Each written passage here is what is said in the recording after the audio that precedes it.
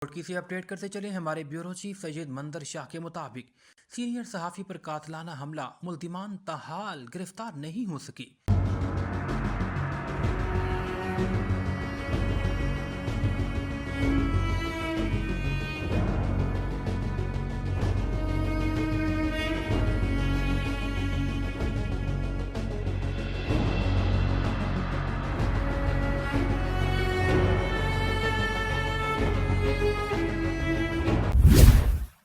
وزیر احمد مہر پر حملے کے معاملے میں پولیس کی بے حسی برقرار ہے، ایف آئی آر تک درج نہ ہو سکی۔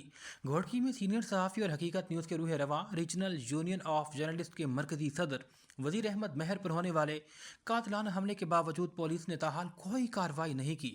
چند روز قبل ڈہرکی تھانے کی حدود میں یہ افسوسناک واقعہ پیش آیا جہاں ان پر قاتلانہ حملہ کیا گیا۔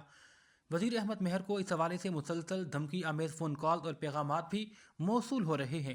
واضح رہے کہ لوئر کورٹ کی جانب سے سینئر صحافی کو سیکیورٹی فراہم کرنے کے باضابطہ احکامات کے باوجود پولیس نے پروٹیکشن فراہم نہیں کی، جس پر صحافتی حلقوں میں شدید تشویش پائی جاتی ہے۔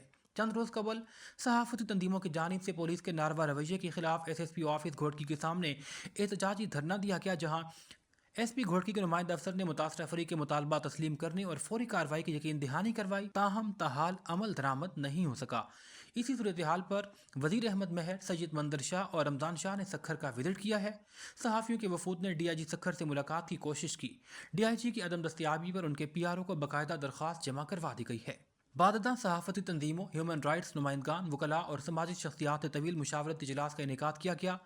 تاج Rind Prahag Sharma, Sahil Jogi, advocate Shabbir Buzdar of supreme court, Syed Hajan Shah Bukhari, Jan Muhammad Bhutto, divisional chairman human rights movement international, Waheed Ahmed Bhutto سمیت دیگر رہنماؤں کی شرکت۔ اجلاس میں طے پایا ہے کہ اگر ڈی آئی جی سکھر کو دی گئی درخواست پر عمل درآمد نہ ہوا تو شدید احتجاج کیا جائے گا۔ دریں اثنا D I G Sukkur range کے پی آر او اشفاق لغاری، میڈیا انچارج رخسانہ منگی اور Shakeel Malik incharge complaint cell نے معاملے پر فوری ایکشن اور مثبت کارروائی کی یقین دہانی کروائی ہے۔